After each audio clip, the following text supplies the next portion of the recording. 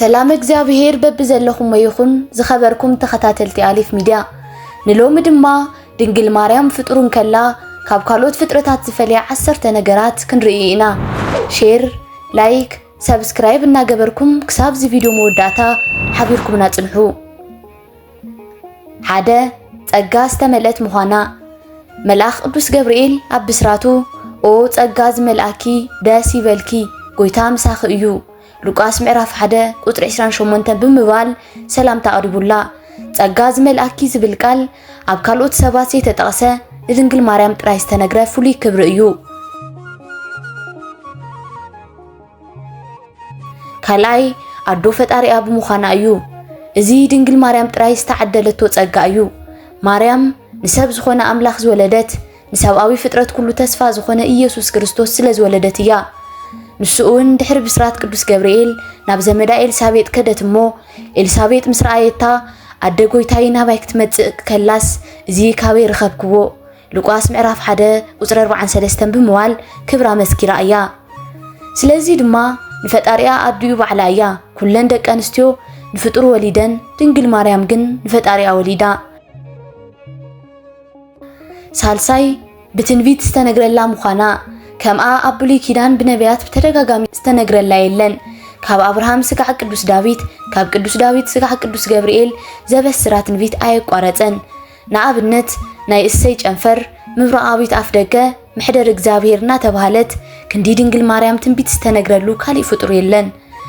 መጀመርታ ናይ ምድሓን ታሪክ ከም ዝኾነትን ካብ ኣዝውለድ መድሃኒ ዓለም ንሓጢያት ዓለም ከም ዘርሕቕ ኣብ ኩሉ ዘመናት ክንገረላ ጸኒሑ እዩ ራብዓይ ዘንበለ ዘርአ ብእሲ ከም ዝበለ ብዘይ ናይ ወዲ ዘርኢ ብመንፈስ ቅዱስ ምጽናሳ እዚ ኣዝዩ ዘደንቕ ብቃላት ዘይግለጽ ልዕሊ ዓቐን ሕሊና ዝኾነ ተኣምር እዩ ኩለን ደቂ ኣንስትዮ ብዘይ ዘርኢ ኣይወለዳን ድንግል ማርያም ግና ብዘይ ዘርኢ ብመንፈስ ቅዱስ ጸነሰት እሞ ልዕሊ ተፈጥሮን ሳይንስን ኮይና ተረኸበት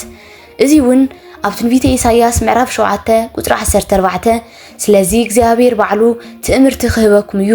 እንሆ ድንግል ክትጸንስ ወዲ ኸኣ ክትወልድ እያ ስሙን አማኑኤል ክትሰምዩ እያ ኢሉ ብትንቢት ብድንግልና ከም ትጸንስ ገሊጽዋ ነይሩ እዩ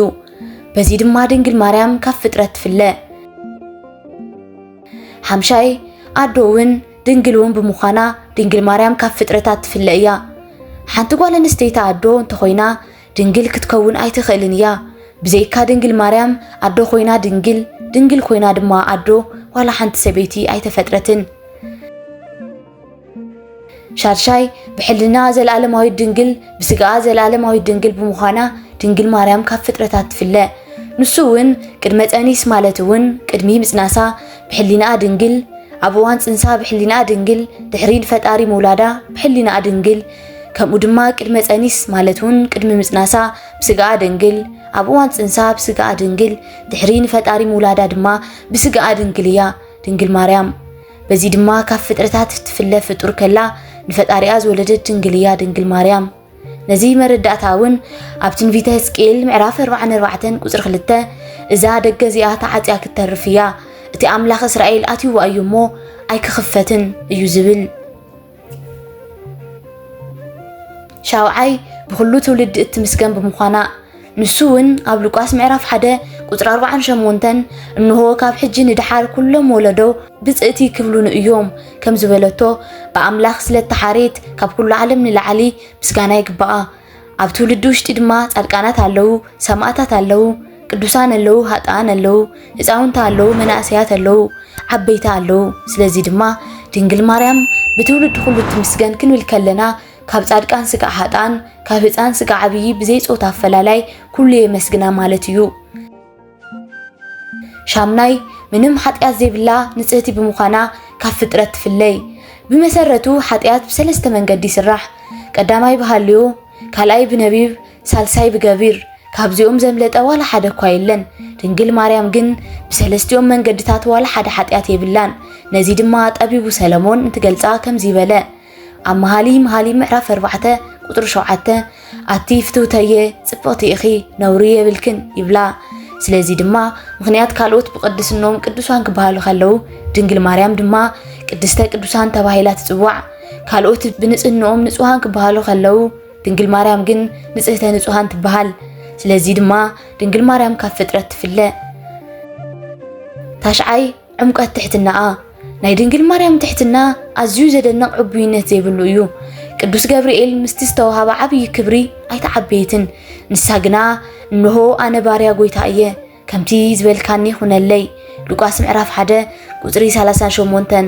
ብምባል ላዕለዋይ ትሕትና ኣርያ እያ እዚ ትሕትና እግዚአብሔር ንዓኣ ዝመረፀላ ሓንቲ ካብተን ቀንዲ ምኽንያታት እዩ ዓስራይ ፈጣሪ ኣካላዊ ቃል እግዚአብሔር ወልድ ንዓና ዘድሓኖ ካብ ድንግል ማርያም ብዝወሰዶ ስጋ ብምዃኑ ድንግል ማርያም ኣብ ነገረ ድህነት ንጹህ ስጋ ወዳ ብምውሳዱ ኩላትና ድሕና ኢና በዚ ድማ ድንግል ማርያም ካብ ኩለን ትፍለ ዝኸበርኩም ናይ ኣሊፍ ሚድያ ተኸታተልቲ ናይ ሎሚ ትምህርትና እዚ ይመስል ነይሩ ኣብ ቀጻሊ መደብና ኣዝዩ ሰሓቢ ዝኾነ ትሕዝቶ ሒዝናልኩም ክንቀርብ ኢና ሰላም